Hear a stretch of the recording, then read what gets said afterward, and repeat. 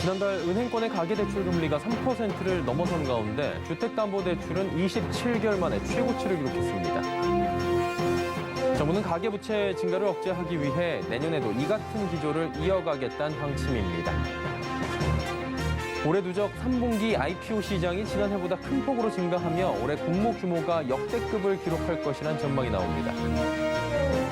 올해 개인 투자자의 순매수 상위 10개 종목은 모두 마이너스 수익률을 기록한 것으로 나타납니다. 센 경제라이브 시작합니다.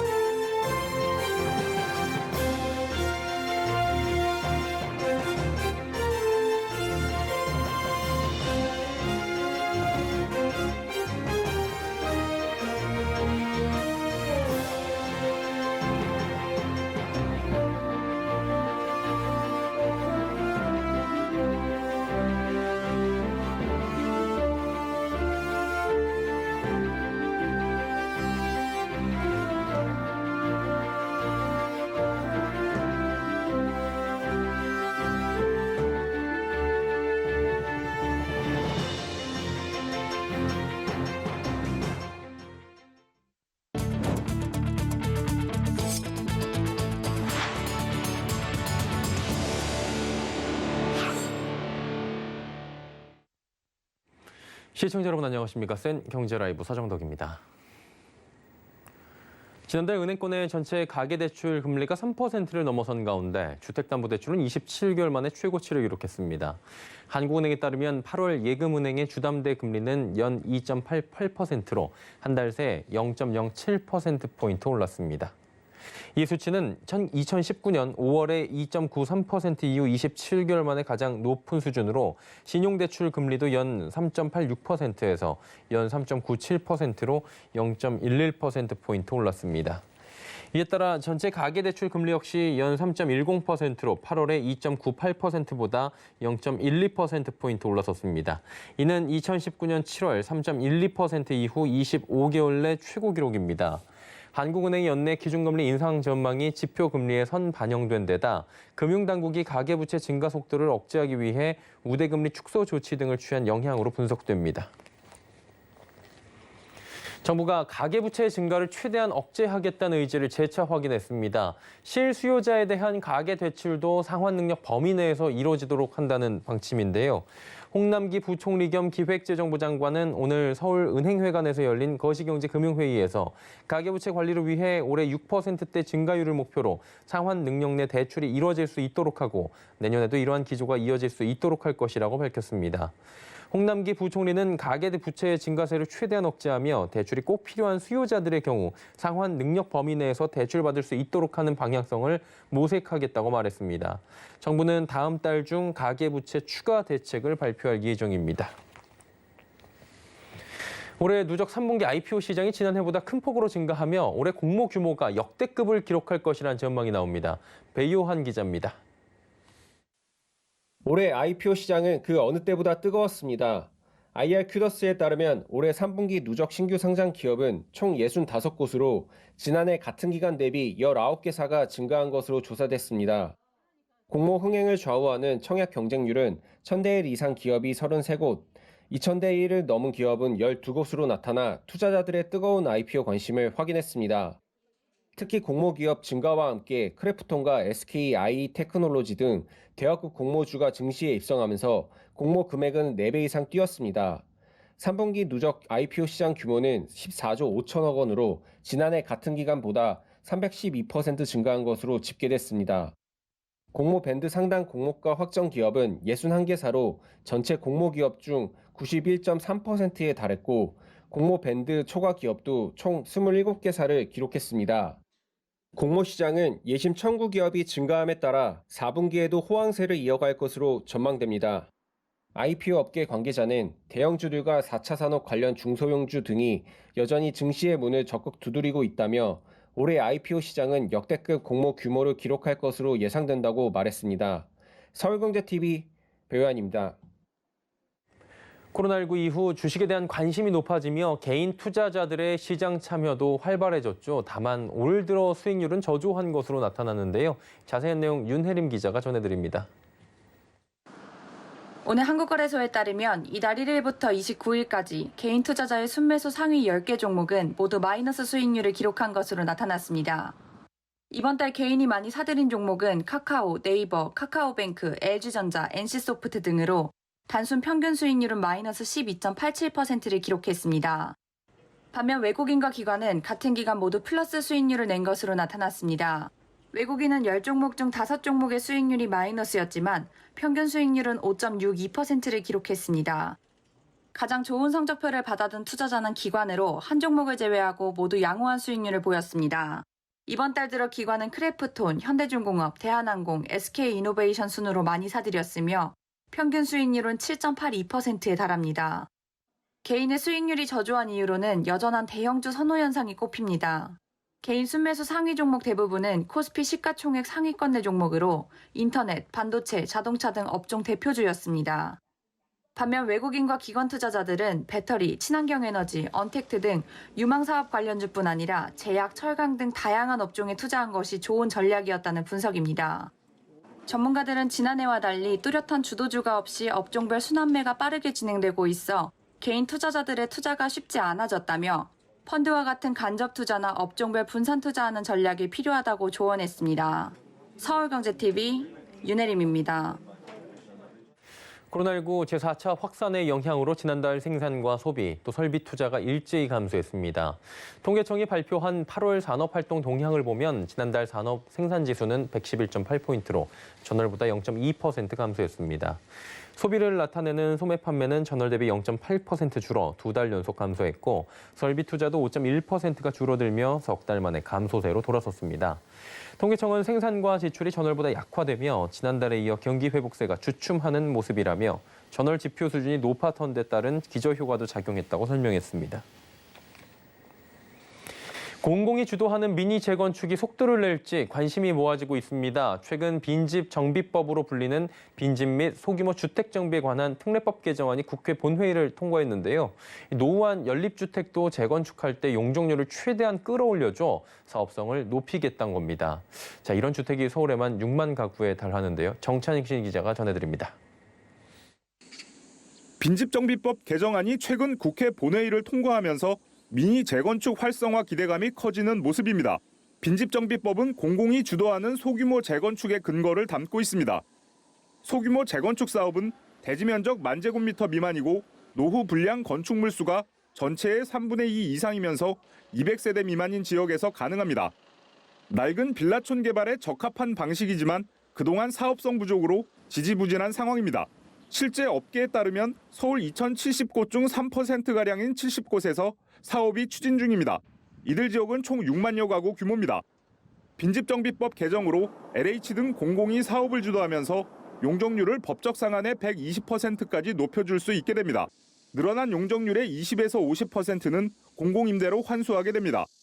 서울의 경우 서초구와 용산구, 서대문구에 각각 4,000가구가량의 노후단지가 있고 송파구와 동대문구에는 각각 2,000여 가구가 미니 재건축이 가능할 것으로 관측됩니다. 전문가들은 집주인이 공공임대를 받아들이면서 사업 추진 의지가 있냐는 게 관건이라고 설명합니다. 사업성이 개선됐기 때문에 노후 빌라 단지를 중심으로 재건축에 나설 가능성이 높아졌다고 봐야겠죠. 다만 일정 부분을 공공임대로 환수해야 되는 부분이 있어서 주민 동의가 관건이 되지 않을까라고 예상이 됩니다. 한편 개정된 법은 원주민 이탈을 막기 위해 지분형 주택을 공급할 수 있는 근거도 담았습니다. 재건축 때 분담금 부담을 줄여보자는 취지입니다. 서울경제TV 정창신입니다. 수도권의 아파트값 상승폭이 2주 연속 줄어들었습니다. 한국부동산원의 주간 아파트 가격 동향 조사에 따르면 이번 주 수도권 아파트값은 0.34% 올라 전주보다 그 오름폭이 축소됐습니다. 부동산원은 은행권 주택담보대출 금리 인상과 한도 축소, 추석 연휴 영향 등으로 2주 연속 상승폭이 축소된 것으로 분석했습니다. 서울 아파트값은 이번 주에 0.19% 상승해 전주보다 소폭 축소됐고 인천, 경기도 역시 상승폭을 줄였습니다. 수도권 전세시장 역시 거래 위축에 2주 연속 상승폭이 축소된 것으로 나타납니다. 3기 신도시에 놓이는 철도 11개 중 9개가 입주 이후 개통될 것으로 전망됐습니다. 국회 국토교통위원회 소속 김상훈 의원이 국토교통부에서 받은 제3기 신도시 광역교통 개선 대책 현황을 분석한 결과 신도시 철도 사업 11개 중 단 2개만이 입주 시점에 개통될 예정입니다. 도로도 43개 사업 중 16개 정도만 입주 시점에 이용할 수 있을 것으로 관측됩니다. 3기 신도시 기반 시설인 철도와 도로 상당수가 입주 이후 건설로 계획돼 있어 자칫 허허벌판의 섬도시로 전락할 가능성이 크다는 지적입니다.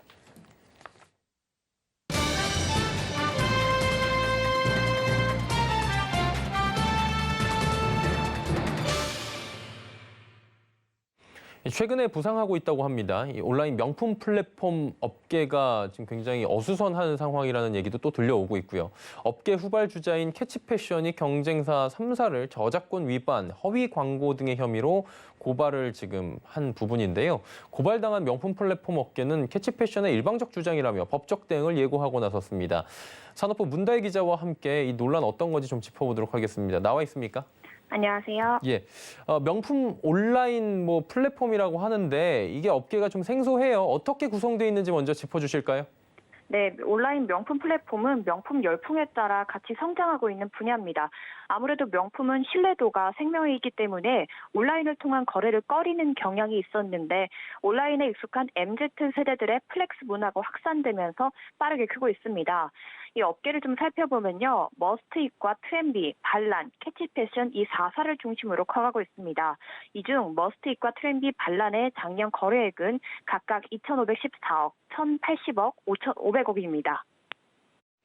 야, 엄청나게 성장을 하고 있는 시장이라고 들었는데 경쟁사 간에 지금 고발이 일어나고 있고 갈등이 빚어지고 있다고 하는데 내막은 어떤 겁니까? 네, 온라인 명품 플랫폼 업계의 전쟁은 업계 후발주자인 캐치패션이 터뜨린 건데요. 경쟁사들이 해외 주요 온라인 명품 플랫폼들의 허가 없이 이들의 정보를 무단으로 사용하고 있다는 내용이 골자입니다. 시작은 지난달 말입니다. 캐치패션의 운영사 스마일벤처스는 반란의 내용 증명을 발송했는데요. 허위 및 과장 광고와 해외 온라인 판매업자의 상품 정보 및 사용 행위에 대해 해당 표현을 삭제하라고 요구했습니다. 이후 스마일벤처스는 반란뿐만 아니라 트렌디와 머스트잇 3사를 저작권법 위반죄와 정보통신망 침해죄, 표시 광고의 공정화에 관한 법률 위반죄 적용 등의 이유로 경찰을 고발했습니다. 스마일벤처스의 법무대리인인 세움은 이들 3사가 온라인 명품 플랫폼 저작권을 침해했다고 주장했습니다. 이들이 정식 계약 관계가 없는 해외 명품 플랫폼을 표시 광고하고 제휴 관계에 따라 상품을 제공받는 것처럼 표시했다는 건데요. 또 상품 페이지에는 정식 계약 관계가 없는 해외 온라인 명품 플랫폼의 상품 정보를 무단으로 사용하고 있다고 설명했습니다. 구체적으로 명품 브랜드 유통 채널인 매치스패션과 마이테레사, 파페치, 네타포르테, 육스 등 5개 해외 명품 플랫폼의 상품의 이름과 설명 그리고 이미지 등을 크롤링한 뒤 이를 상품 판매에 활용했다고 설명했습니다. 언급된 온라인 판매 채널들은 스마일벤처스가 제휴를 맺고 있는 공식 파트너사이기도 합니다. 보니까 경찰에 고발한 것뿐만이 아니라 공정위에 제소했다고 하는데 이 소식은 어떤 겁니까? 네, 오늘 캐치패션은 추가로 공정위에 이들 3사를 신고했습니다. 공정위에 제출된 신고서에는 해외 온라인 판매업자로부터 상품을 계약 관계에 따라 제공받은 것처럼 표시하거나 구매 대행 상품인 것처럼 표시했으나 실제 구매 내역이나 구체적인 판매 정보를 살펴보면 병행 수입의 형태를 보이고 있다는 점, 그리고 판매처와 유통 경로를 다르게 표시하거나 은폐하는 방식으로 소비자가 오인할 수 있게끔 표시 광고에 있다고 했습니다. 정호석 세움 변호사는 이들 3개사의 표시 광고 행위가 표시광고법이 금하는 거짓, 과장 광고로서 소비자 오인성 및 공정거래 저해성이 충분히 인정된다면서 더 이상의 소비자 피해가 발생하지 않도록 신속한 제재가 필요하고 공정거래 질서를 저해한 행위가 반복되지 않도록 책임을 물어야 할 것이라고 지적했는데요. 특히 세움은 이들 3사가 언론 보도 이후에 문제되는 부분을 삭제하거나 수정하고 있다고도 주장했습니다. 정 변호사는 상품 판매 페이지 내에서 직접적인 표시만 삭제하거나 판매장 명이나 상품 이미지를 변경하고 여전히 판매를 이어가고 있다고 말했습니다. 그럼 이제 고발당한 경쟁사들도 입장을 내놨을 텐데 뭐라고 하던가요? 네, 각 업체별로 좀 짚어보면요. 예. 머스트잇은 고발 사실에 대해 사실무근이라고 강력 반발했습니다. 머스트잇이 진행 중인 부티크 서비스는 유럽 현지 부티크와의 정식 계약 관계를 통해 확보한 상품만을 판매하고 있으며 상품 및 판매 정보도 적법한 절차를 거쳐 공개하고 있다는 입장인데요. 특히 상품 정보를 무단으로 사용했다는 해외 유통업체와도 정식 계약을 맺고 있는 상태라며 상품 및 판매 정보 활용과 관련해 권한을 가지고 있다고 설명했습니다. 머스트잇은 향후 사실관계 확인을 통해 이번 의혹에 대한 진상을 밝히고 법무법인을 통해 무혐의를 입증하고 강력한 법적 조치를 취한다는 계획입니다. 트렌비도 대응에 나섭니다. 트렌비는 캐치패션의 일방적인 주장이라고 반박했는데요. 캐치패션 측에서 언급한 일부 파트너사들의 물건들은 현재 판매하고 있지 않거나 파트너십을 가지고 정당하게 운영하고 있다고 설명했습니다. 크롤링에 대한 부분 역시 계약에 따라 이행되고 있는 부분이며 법적인 문제가 없다는 입장입니다. 이에 스마일벤처스 대표와 CPO 등을 대상으로 트렌비는 해당 언급 관련해 정정할 것을 먼저 요구했는데 어떤 답변도 없어서 법무법인을 통해 법적 조치를 취하고 있으며 명예훼손과 허위사실 유포, 무고죄 등 명목으로 이른 시일 내 형사 고소할 계획이라고 밝혔습니다.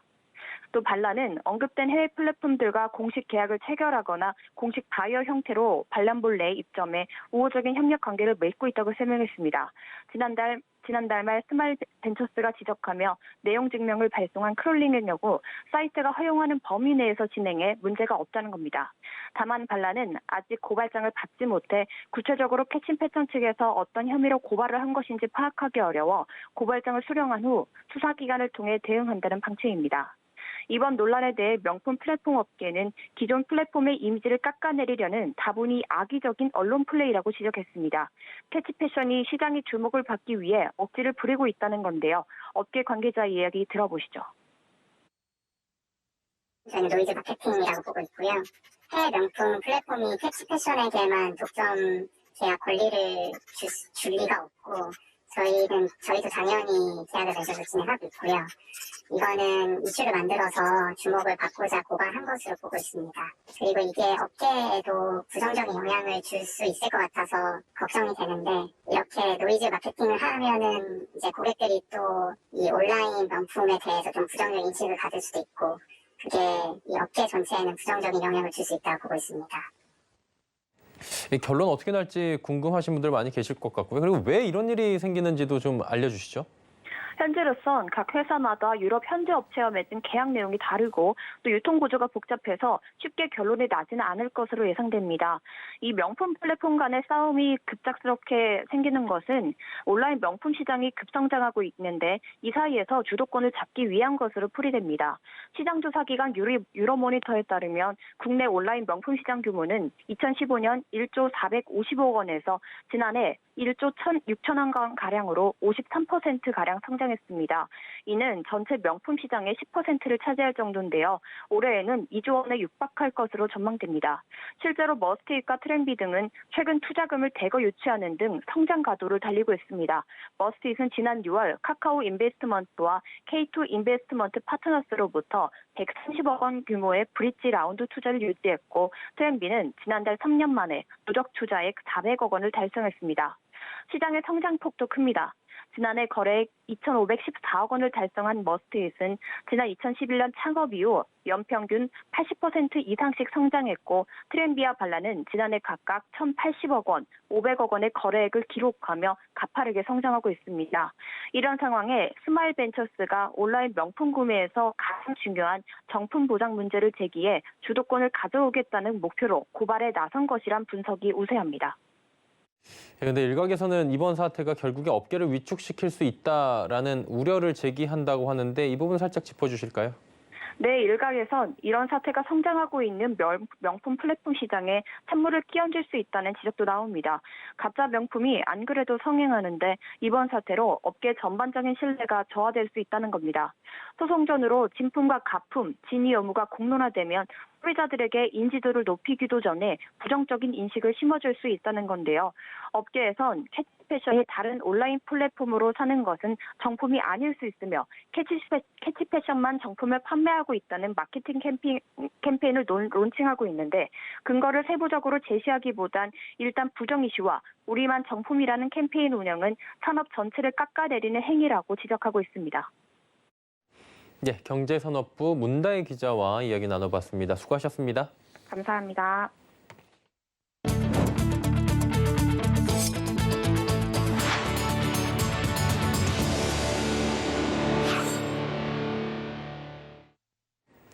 제네시스의 첫 전용 전기차 GV60T가 공개됐습니다. 운전자의 얼굴을 인식하는 등 차와 교감하는 새로운 기술이 들어갔다고 하는데요.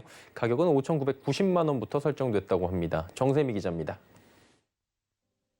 제네시스가 오늘 온라인 월드 프리미어를 통해 브랜드 첫 전용 전기차 GV60를 공개했습니다.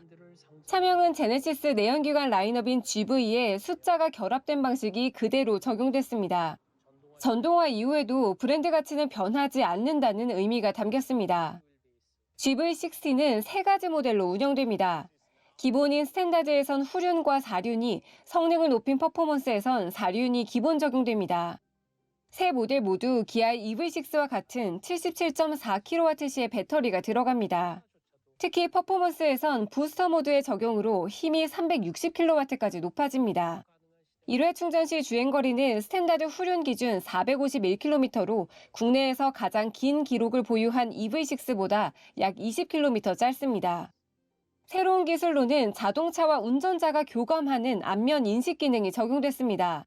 차량이 딥러닝을 기반으로 운전자의 얼굴을 인지해 키 없이도 문을 잠그거나 열고 운전대와 헤드업 디스플레이 등이 개인화 프로필과 연동됩니다. 제네시스는 연료전지 및 배터리 기반의 전기차로 2030년까지 8개의 라인업을 구축하며 세단, SUV 등 다양한 바디 타입으로 라인업을 구성하여 한편 GV60는 가장 낮은 모델 기준 5,990만 원으로 시작됩니다. 스탠다드 4륜 모델은 6,459만 원, 퍼포먼스는 6,975만 원이며 스탠다드 후륜 모델 구매자만이 전기차 보조금 100%를 받을 수 있을 것으로 보입니다. 서울경제TV 정세미입니다. 에너지 정책을 총괄하는 산업통상자원부가 연내 도시가스 요금 인상 가능성을 열어뒀습니다. 산업부 관계자는 물가 관리 차원에서 9월분 도시가스 요금을 동결하기로 했는데 원료비 인상이 계속되며 누적되는 압박이 커지고 있어 적절한 시점에 요금 인상에 대해 다시 협의할 계획이라고 밝혔습니다. 이 관계자는 연내 요금 인상 가능성에 대해 배제하고 있지 않다며 천연가스 가격이 생각보다 굉장히 빠르게 오르고 있어 가스공사가 감당할 수 있는 수준인지 등을 보며 인상 여부를 논의할 것이라고 말했습니다. 이는 기획재정부가 어제 물가관계차관회의에서 공공요금을 연말까지 최대한 동결하는 것을 기본 원칙으로 하겠다고 밝힌 것과는 상반된 입장입니다.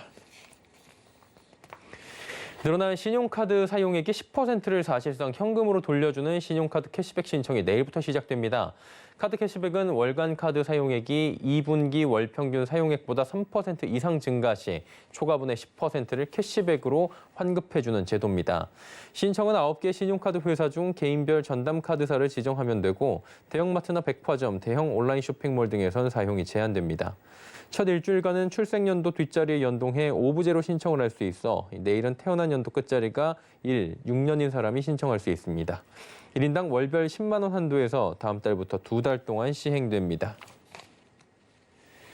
삼성물산 리조트 부문이 운영하는 에버랜드가 아기 한국 호랑이 5남매를 일반에 공개하고 온라인 투표로 선정된 이름을 발표했습니다. 지난 6월 27일 엄마 건곤이, 아빠 태호 사이에서 태어난 암컷 3마리, 수컷 2마리의 아기 호랑이 오둥이들은 한국 호랑이들의 보금자리인 타이거밸리에 오늘 모습을 드러냈습니다. 5남매의 이름은 아름, 다운, 우리, 나라, 강산으로 전해졌습니다. 소셜 네트워크 서비스 댓글을 통해 모집한 2천여 건의 이름 가운데 하나로 에버랜드 홈페이지에서 진행된 결선 투표에서 1,500여 표를 받아 최종 선정됐습니다. 멸종 위기종 1급인 한국 호랑이는 보통 한 번에 2-3마리 정도만 출산하는 것으로 알려져 있어 5남매가 한 번에 태어난 것은 세계적으로도 매우 희귀한 사례로 꼽힙니다. 센 경제 라이브 마칩니다. 함께해 주신 여러분 고맙습니다.